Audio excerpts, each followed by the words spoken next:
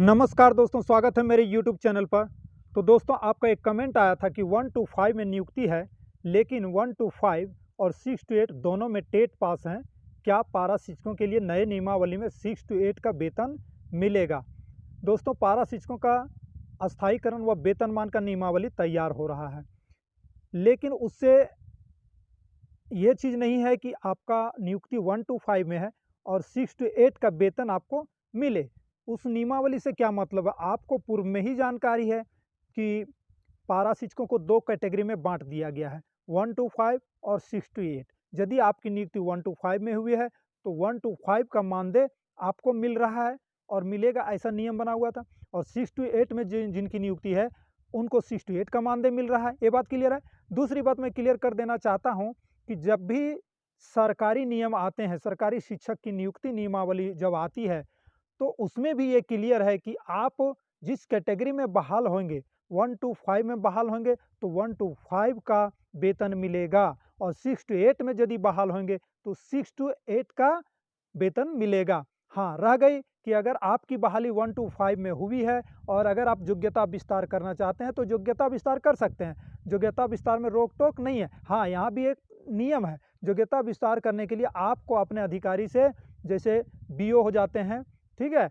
आप डीएससी हो जाते हैं, आपको अनुमति लेना पड़ेगा योग्यता विस्तार के लिए, क्योंकि आप विद्यालय में प्रेजेंट दिखाएँगे और वहाँ पे आप योग्यता विस्तार, भले आप ओपन यूनिवर्सिटी से क्यों नहीं कर रहे हों, तो अनुमति लेना पड़ेगा। और योग्यता विस्तार किस लिए किया जाता है? यदि आपका विद्यालय अपग्रेड होता है और यदि आप 6 to 8 तक विद्यालय में हैं, या फिर उस समय कभी नियम बनता है, योग्यता विस्तार में कभी माँगा जाता है, उसमें आपका पेमेंट बढ़ने का चांस रहता है। लेकिन ये चीज़ नहीं है कि आपकी नियुक्ति 1 to 5 में हुई है और 6 to 8 का वेतन, ऐसा हुआ है क्या? आप ही बताइए ना। कभी भी सरकारी वैकेंसी जब आती है शिक्षकों का, चाहे किसी में भी, अभी सरकारी शिक्षक की बात कर रहे हैं तो सरकारी शिक्षक की बात कीजिए, 1 to 5 में बहाली होती है, तो 1 to 5 का वेतन, 6 to 8 में बहाली होती है तो 6 to 8 का वेतन। क्लियर सी बात है, जाहिर है बात कि इसमें स्पष्ट है, इसमें कोई आपका संकोच अब नहीं होना चाहिए। संकोच का समाधान यहाँ पर हो गया होगा, जैसा कि हमको मालूम है, ये मेरी उम्मीद है। इसके बाद प्रश्न आपका नहीं होना चाहिए, क्योंकि आप आज से नहीं, बहुत पहले से ही जान रहे हैं।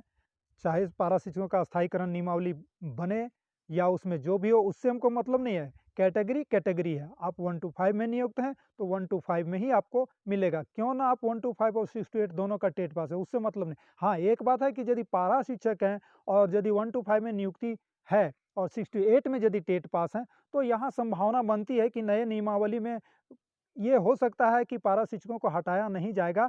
यदि 1 to 5 में नियुक्ति है, तो 6 to 8 में अब यदि टेट पास हैं, तो आपको हटाया नहीं जाएगा, अस्थायी हो जाएँगे।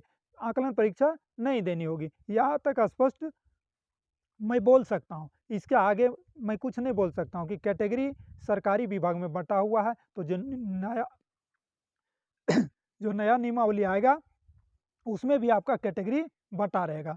तो चलिए दोस्तों, आपका प्रश्न का जवाब आपको मिल गया, आपको संतुष्टि हो गई होगी। तो अब मिलते हैं नए वीडियो में नए समाचार के साथ।